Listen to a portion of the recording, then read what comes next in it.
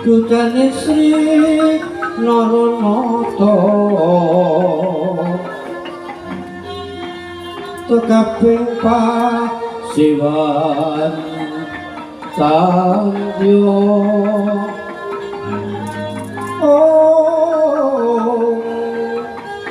tumanduk yun mangarsa dan ono kuciwa raras dan ono kuciwa raras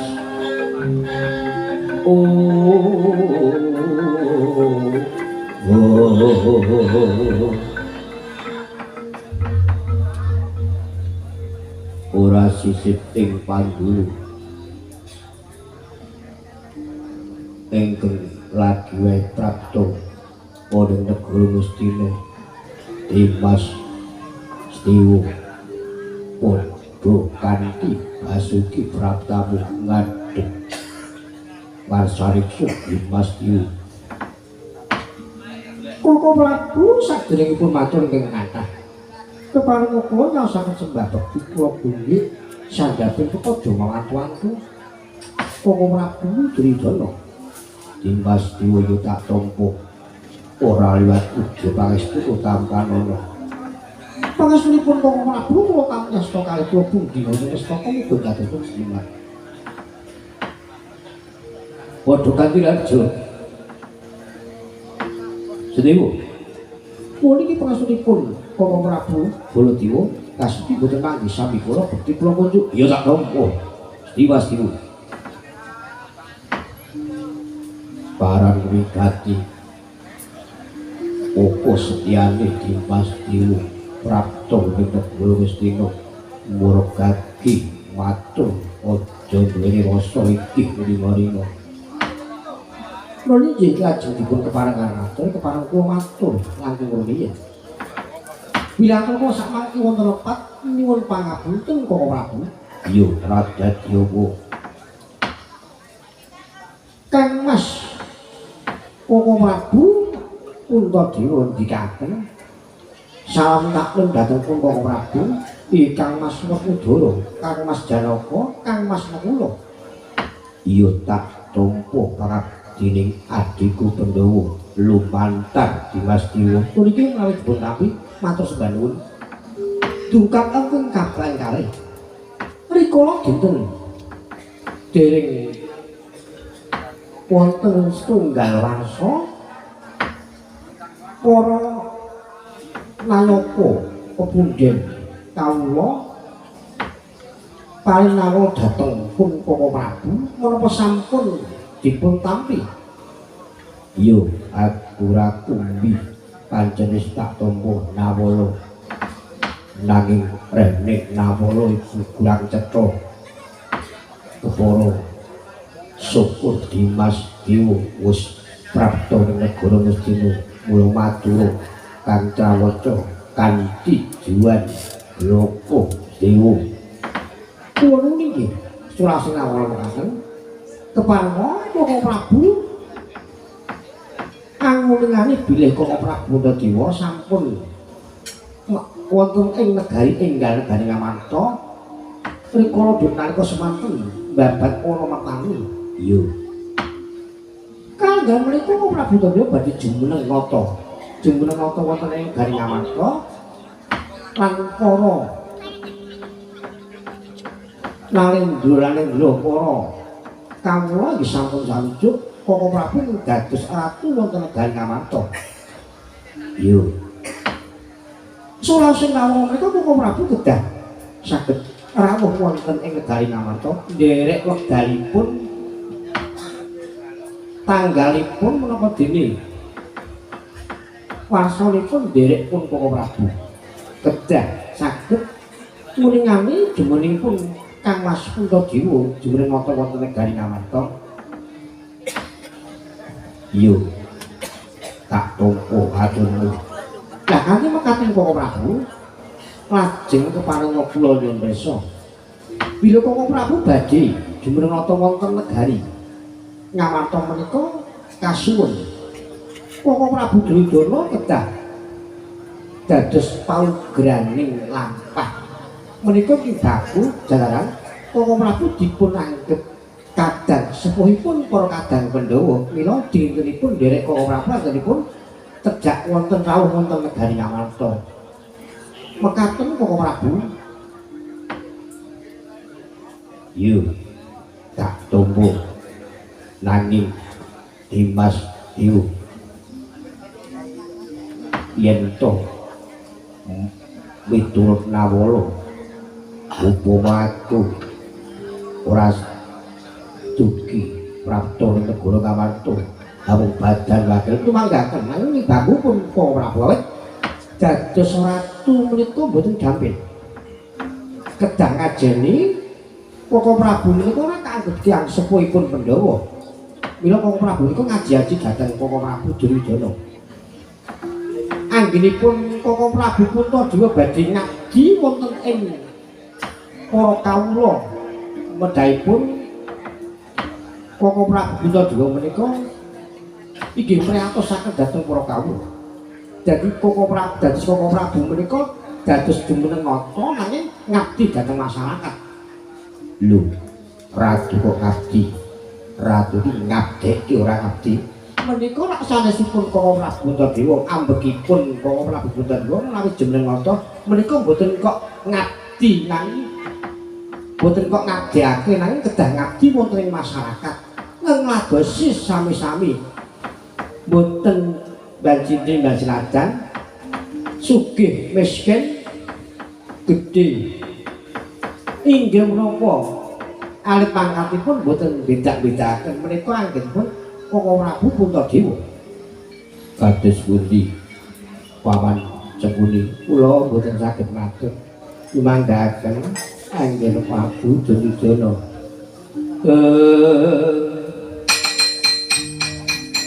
Kuping kang samya andon curit ya menyang curit nyawus sukal pengendikanira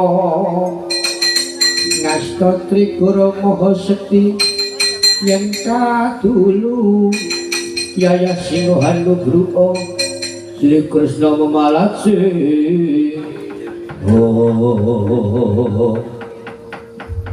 Sedewa Sedewa Paman Duna. Oh, kula nyaosaken bekti kula kunjuk. Ya, najan to lali mangsa nggon ngumbake karo deket itu tak tampa lho, Nggih. Tak tampa. Sedewa ya Sedewa. Sadurunge kowe teko ning negara Madina, iki mau wis ngrembug apa sing dadi karepe? Nggone Puntadewa dadi ratu ngono wae. Inggih, matur sembah nuwun. Puntadewa dadi ratu wis dirembug.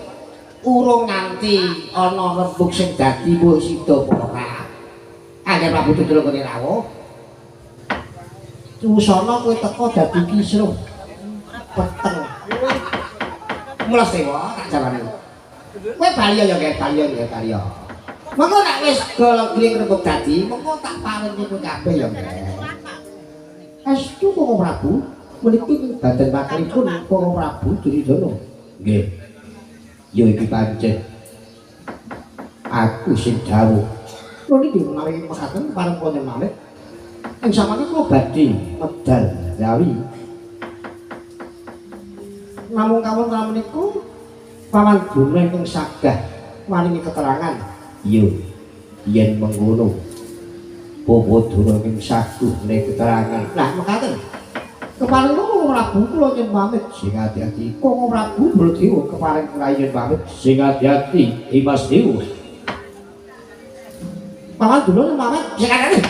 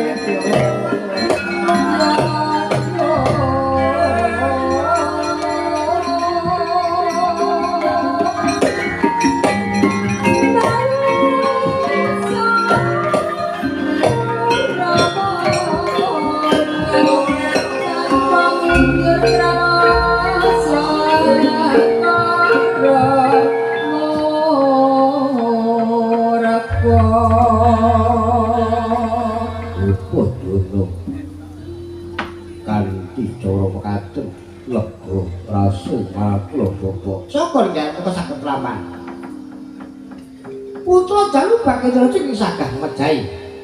Kula saged tanggel jawab. Lah napa Sujiro sagah ngrebat pusaka tiga kula sebacaken kula ajeng. Nggih, Bapak Duna. Koko Prabu Baladewa kados pundi?